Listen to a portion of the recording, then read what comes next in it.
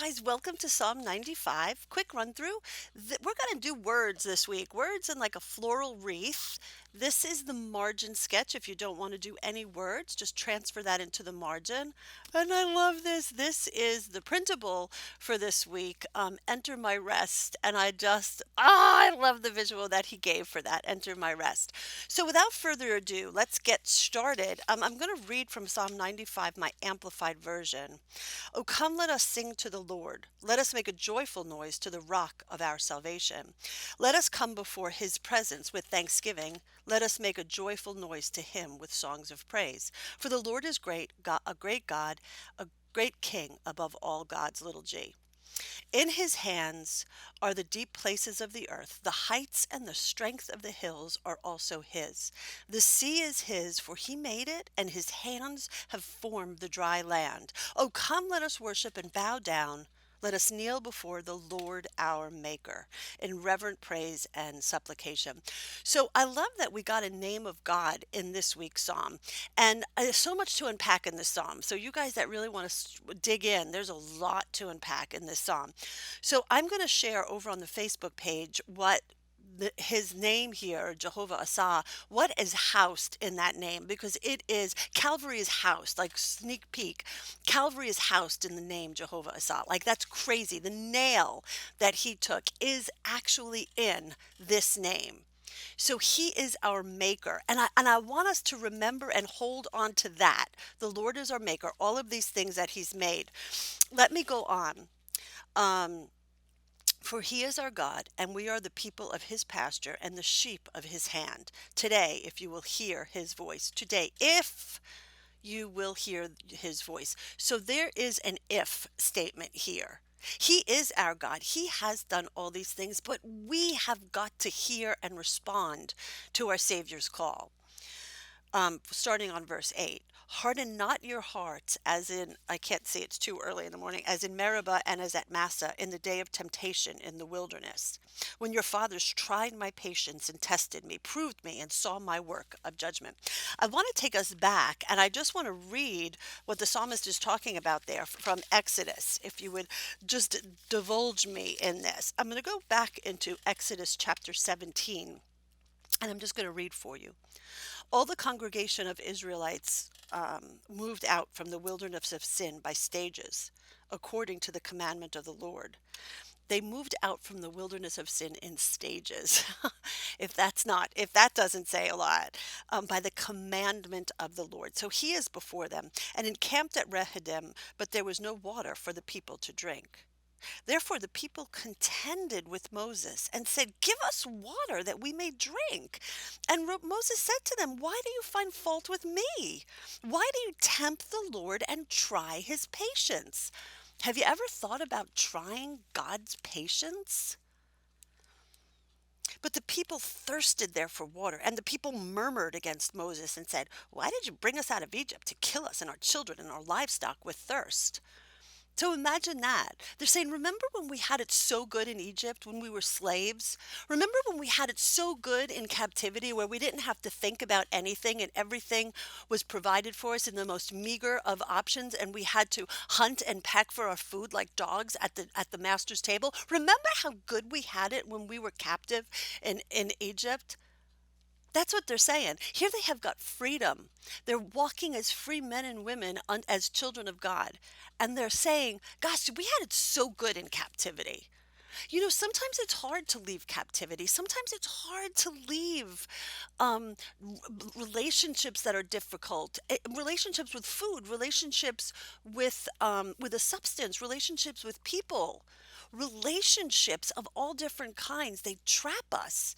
And what we know becomes more familiar and easier to contend with than what we don't know. When am I going to get water? I don't know. I don't know. I have to find it. I don't know what that looks like. So Moses cried to the Lord, what shall I do with this people? They are almost ready to stone me. I love that God is Moses' go-to person. Moses doesn't like text his friend Aaron over there. He goes right to God and says, what do I do with this? Look at them. What? And the Lord said to Moses, pass on before the people. and take with you some of the elders of Israel, and take in your hand the rod with which you smote the river Nile, and go. Okay, I feel like this. If I'm one of these people of Israel and I see him bringing out that staff that he smote the river Nile with, I'm just going to pipe down a couple of steps. I'm going to be still and know that he is God and I do not have to speak or contend. He called, so he does it, he gets water, and he called the place Massa, proof, and Meribeth, contention, because of the fault finding of the Israelites, and because they tempted and tried the patience of the Lord. They tempted and tried the patience of the Lord. Okay, listen, we're going to jump back over to 95 now, Psalm 95.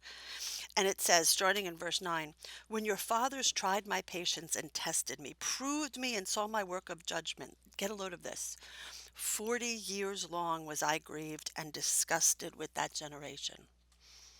Does that not grieve your heart that our God can be disgusted with our behavior? Because remember what it said, he has made it all. He has made it all for us to inhabit, but there was that one little word, if you will hear my voice.